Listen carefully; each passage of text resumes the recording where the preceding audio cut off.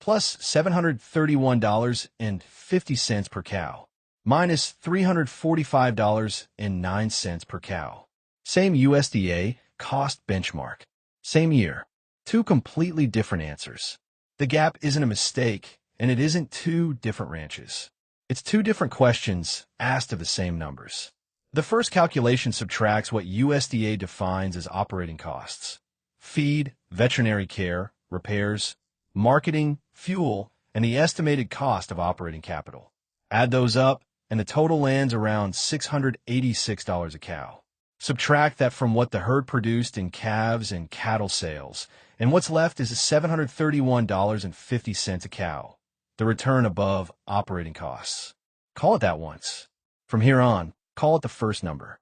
The second number adds in what USDA calls allocated overhead: equipment wearing out and eventually needing to be replaced, property taxes, insurance, and one line larger than all the others combined.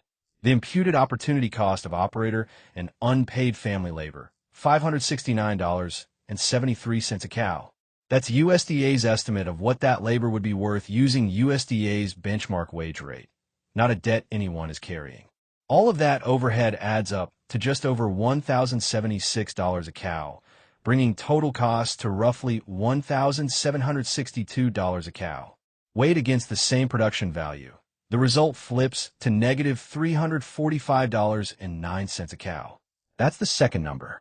Neither number should be mistaken for the ranch's bank balance. The first describes whether this year's operating costs were covered by what the herd produced. The second describes whether the operator's own labor, equipment, and capital earned a real return once all of it is valued using USDA's economic cost methodology. An operation can clear the first test and fail the second in the same year, without anyone doing anything wrong. Scale changes how far apart those two numbers land.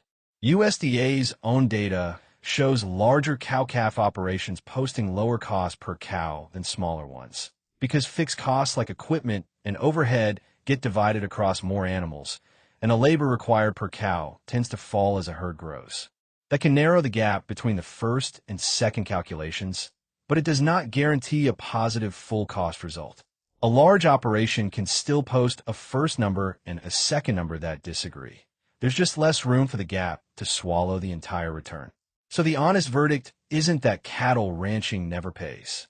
It's that a positive return above operating costs does not automatically mean the business produced an adequate return on labor, machinery, and capital. Scale can narrow that gap by distributing some machinery and overhead across more cows and reducing the labor required per cow. But scale cannot make those costs disappear. If the second number remains negative, the ranch may still produce a positive subtotal above operating costs while failing USDA's full economic test. That is the trap. The operation can look healthy under one calculation and economically weak under another. Same USDA benchmark. Two subtotals. The second calculation reveals whether the operation adequately rewarded everything required to keep it running. 38794.